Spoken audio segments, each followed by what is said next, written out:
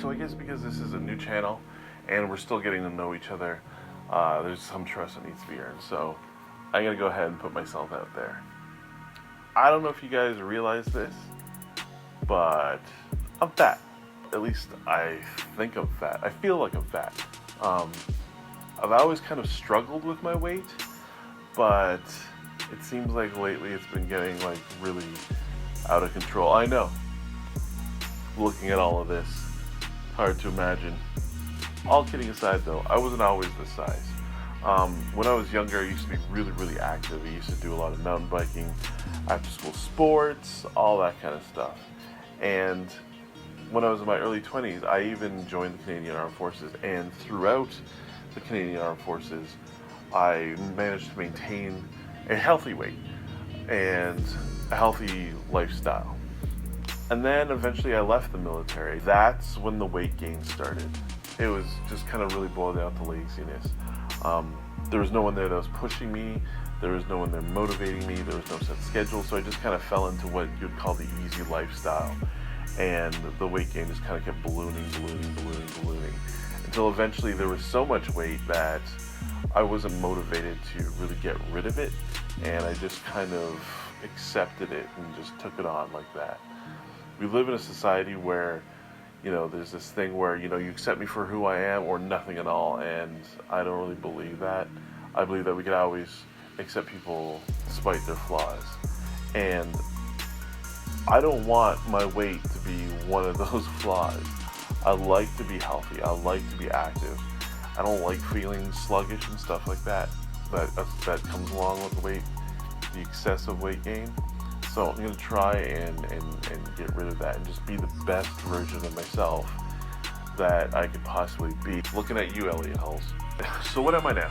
What are you looking at? You're looking at 6 feet, 260 pounds of all solid, stunning man. When I was healthy and active, I had a size 30 waist. When I was in the military, I had a size 30 waist. And now I am a 38. That's a far cry off from the 160 to 200 range that I should be in. Well, at least what I keep finding online and what people keep saying that I should be in. So really and truly, my goal is not that 160 to 200. I'm 260 and my goal is 220, but a solid 220. I want a consistent 220. I don't want the water weight 220. I've been down to 225 before in the past, but I believe that it was just water weight because within a matter of days again that my weight would shoot back up and it would fluctuate everything in between. So what I want is I want like a consistent 220. I want to be able to stand on that scale and be like 215 one day, 210, 225, somewhere in that range. Not like 225 one day and then 260 the next day. So what's different this time than in times in the past? To answer that, I gotta kind of give you a bit of a background. So at the beginning of 2017, I had a really stressful job. It was just not good for me, not good for anybody's well-being, even the people that are still there. And I couldn't really see it, and I was just pushing,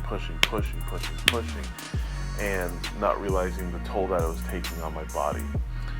So one day I woke up and I had an anxiety attack. I went to the hospital thinking that I had a heart attack, and the doctor just did, they hooked me up to all the machines and everything, and the doctor looked at my EKG, I think it's called, and said, I wish my graph looked as good as yours.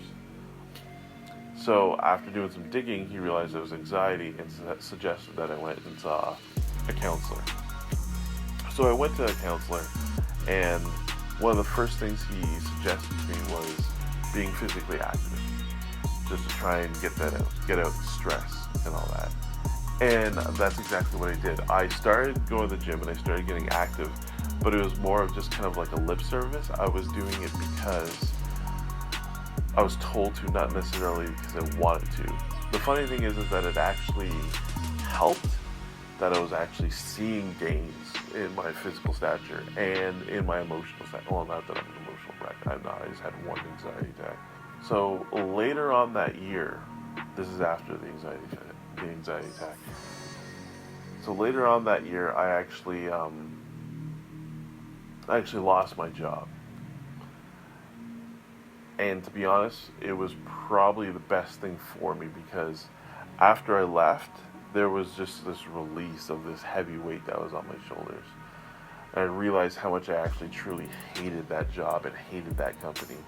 And I'm actually happy to be out of it and on to other things, to be honest with you. The unfortunate thing is that when I lost my job, I lived in the most expensive city in the country to live in. The cost of living is just astronomical, and the government's just let it get out of control. So, unfortunately, I had to uproot my wife and myself and move 15 hours away across the country to another city where we are now. That meant I had to leave everything. I had to leave my friends, I had to leave my family, I had to leave everything behind and come here.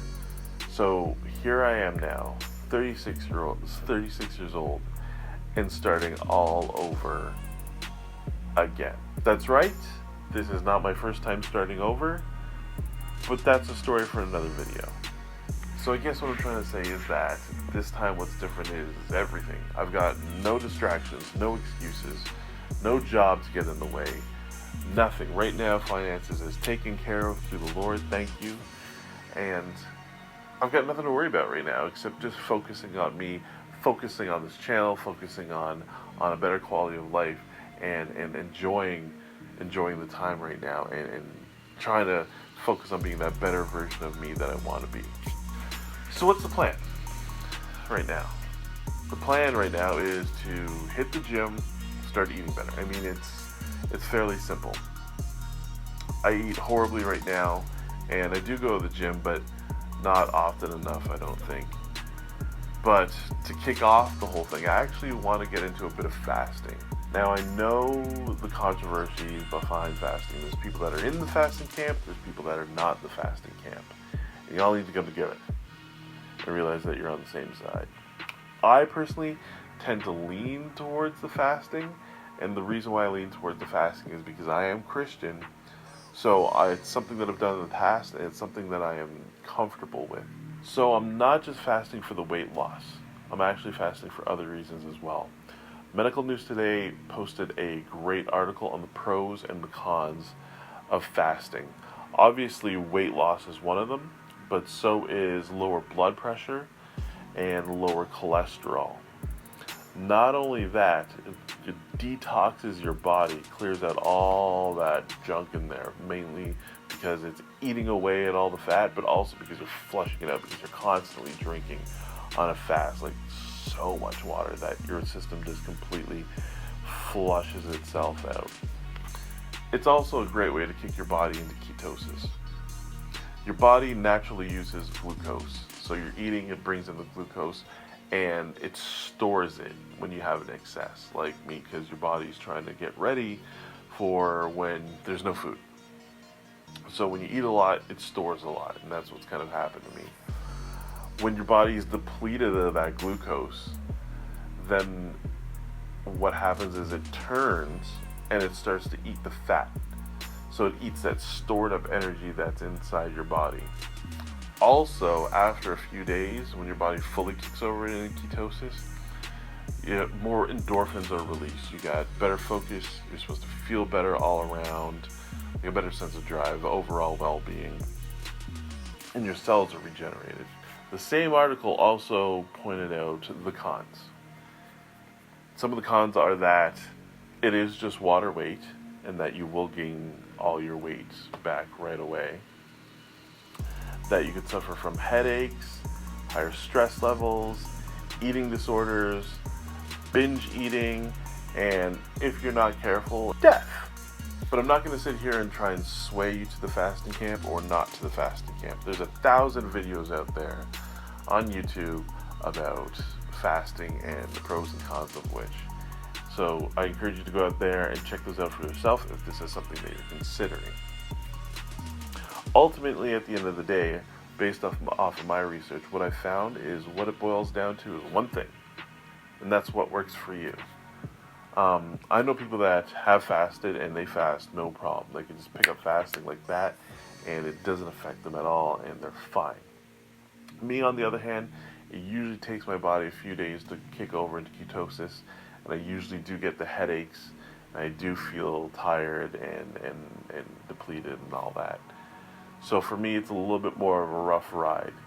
But I am going to keep you guys posted because I do believe that this is a learning process. This is the whole point of this thing, is to give to you guys so you guys know what to expect when you're doing this. You guys know what to get ready for, prepare for, what you can take advantages of, stuff like that. I do believe that fasting is part of the Christian walk. So while I'm fasting, I'm going to be focusing a lot on prayer and reading the Bible, that kind of stuff. Because in Matthew chapter 6, the Bible does actually speak about fasting, and Jesus fasted himself. So I know what some of you hardcore old school Christians are thinking. When you fast, do not look like the hypocrites, for they have faces unattractive so the people will see them fasting. I tell you the truth, they have their reward. When you fast, put oil on your head and wash your face, so that it will not be obvious to others that you are fasting, but only to your Father who is in secret, and your Father who sees in secret will reward you. Now, I do believe in that chapter, and I do believe the Word of God. Now, the reason why I am putting this on a YouTube channel is because I believe that the Lord deals with issues of the heart. If you read the chapter within the context, it's kind of pointing towards someone who is fasting for spiritual reasons, and they're gloating about it. They're actually going around saying, "Look at me, I am fasting because I am holier than thou." And that's not the case with me. I am doing this mainly for health reasons, but I am going to take advantage of the spiritual aspects of it as well, and take the time to get close to the Lord. But I'm also doing this because I want you guys to benefit from this as well. I want to be accountable to you guys. That's helping me to push myself through this fast. It gives me another reason to keep going because I'm doing it for you, and I don't want to fail. I am a very competitive person, so once I know that there's eyes on me, I like to kind of try and do my best. So I don't believe that my heart is there's any sort of like malice or gloating or anything, and I that's what I believe that this is talking about. I believe that it's talking about gloating, that it's like a spiritual pride, and there's nothing prideful about this fast. I've just reached the fatty rock bottom of that ice cream tub, and I am trying to dig my way out of it. Eventually, hopefully, I will make it through the fast. And then from there, small meals like little fruits, vegetables, that kind of thing, and then working my way up to a healthy, balanced diet. I don't intend to. This is not I want to make it very clear that fasting is not like a long-term goal. That if you just fast and then jump back to the way you were, that you will gain the weight back. That you will experience that weight gain again and end up where you were. But that's it. Let me know what you guys think. Do you guys support fasting? Do you guys not support fasting? What kind of workout routines are you guys doing? Because I intend on going to the gym. Nothing stressful on the fast, just walking, that's it. Hit me up in the comment section below. Don't forget to like, share, and subscribe for weekly content, because I will be keeping you guys updated. And until the next one, keep your chin up, shoulders back, and walk in confidence.